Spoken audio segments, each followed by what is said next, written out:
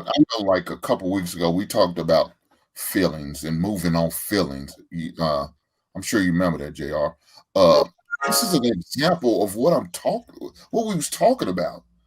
This chick didn't do nothing but move on feelings. She didn't feel a certain way at the certain moment of time, and her friends didn't help her any by reiterating what she was feeling.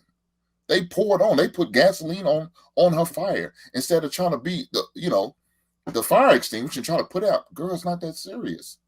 Hey, girl, it's going to be all right. You're going to get through this. It was just the opposite. And she continued to move on feelings. Now she's moving on feelings now, expressing herself, sharing with everybody in the world. Like I said before, why don't you give that man a call? And if you feel this way, you know this man still loves you. He even announced that he still loves his wife. Go and try to make it work. If that's what you really want. Or like I said, are you looking for this money grab? Yeah, I just want to add one thing. Two things.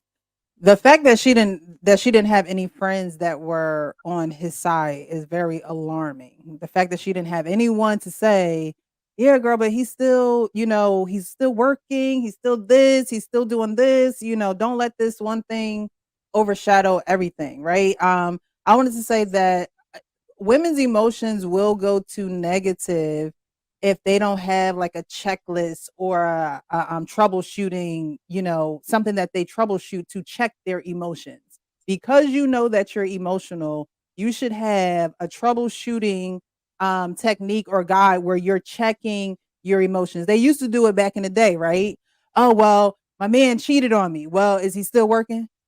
Do he still put food on the table?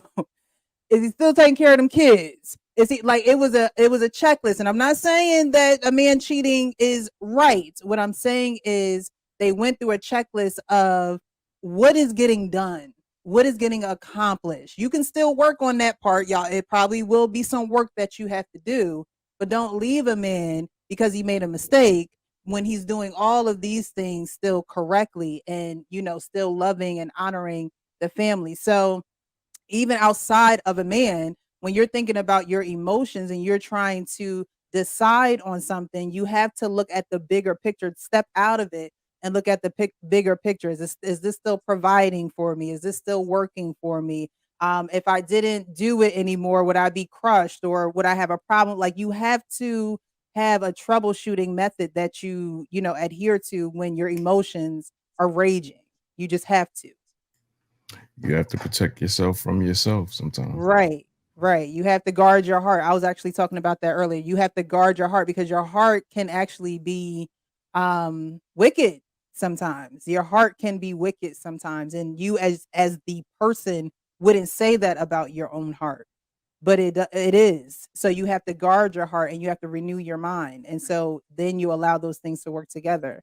But You have to think with logic yeah. too And as some things well. aren't logical though. Some things aren't logical. Sometimes God does things in your life that don't make sense to you. And it's not supposed to make sense to you at that time. So a lot of times, like I was saying earlier, people underestimate this thing called time because it can either work for you, it can work against you, but you have to you have to have people in your corner that's going to be positive or who's not going to be biased or who's going to help check you in love and you be able to receive that. Because like I said, sometimes you can enable someone and they're not receiving what you're giving. And that's how you know you're wasting your time with people. That's how you know you're wasting your time with people. So then you have to retract that from that person and they'll see that your value is no longer there. They'll see that what you were, trying to tell them is something that could have helped them. They'll see that. But you also have to make the decision to take that away. You can't help everybody and you damn sure can't save nobody. Only God saves. Only Jesus saves. That's my motto. It's not I can't save anyone. All right, so we It's got basic. I'm sorry. Go ahead. yeah, we got to keep it moving. Okay. So these next couple topics we'll hardly initiate. If you guys want to say something, you can say it, but not everybody has to speak on it. So I'm not going to go around. But if you want to add something to it, then you can. The next point she made was seeking counsel from pro-relationship minded people. So let me go ahead and play this. It wasn't necessarily somebody that was pro marriage as much as it was giving a different perspective on that person that would be fair to that person in that moment. So it could be like it might be, let's say my best friend, my homegirl, she might be pro marriage, but she's pro me. She gonna advocate for me on that phone. I'm talking about somebody that maybe it's his sister. Maybe it's his mom. Maybe it's somebody that can, maybe not the mom. I wouldn't do the mom, but like somebody else in his life that could advocate and speak to him that he has designated, because that's what this guy did.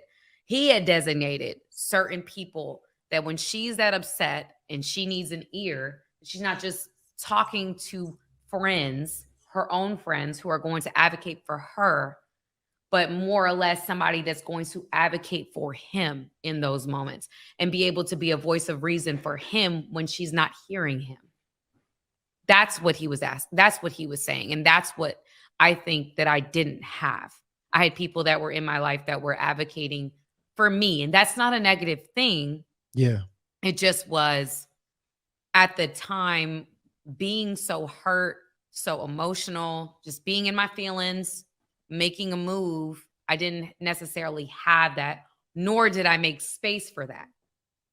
And so I would say to a woman that's highly upset, that's highly emotional, it's like, you know what, I'm done. I'm about to call the, he did this, he did that again, blah, blah, blah. You go, no, you're actually not ready to do this. You being at this space of emotional intoxication, you're making a life-changing decision. You have absolutely no idea what you're about to walk into. So you should actually sit down, chill out, relax, call somebody that, watch one of your favorite shows, walk around, do something different, and then come to a place or call somebody. I know in my own life and in the women that I've worked with for a very long time, they know that they can reach out to me like, sis, I'm, my husband's doing X, Y, and Z. Can I reach out to you? And they'll reach out to me and we'll sit on the phone. I'll be like, no, you're wrong. Are you ready to hear this? You're wrong. You actually should be doing this. You actually should. And they've grown to trust me. All right, I'm gonna play another short one. I'm just gonna bunch these together. But she also talked about using your emotionality to protect you. If you've always been a runner, you need to work on you. So I'm gonna go ahead and just play this, and then we'll get through this video. A lot of times, even myself in my life, I've used my emotionality to protect me, like my anger to protect me, my ability to run away to protect me. But when it comes to a marriage, we have to get a better understanding and a honing of those skills before you decide to say you want to get married. If you've always been a runner and you say, oh, I'm about to get married to this dude, and we about to do this thing. You need to work on your little running issue, because guaranteed that marriage is going to trigger a running issue on you. Yeah. And you're going to have to now deal with that trigger in a very real way. And if you haven't worked on that, you end up running. I'm going to open up for discussion. Using your emotionality to protect you. If you've always been a runner, you need to work on you. So who wants to chime in on this? I think she's a runner. She's a track star. Go ahead, Jay.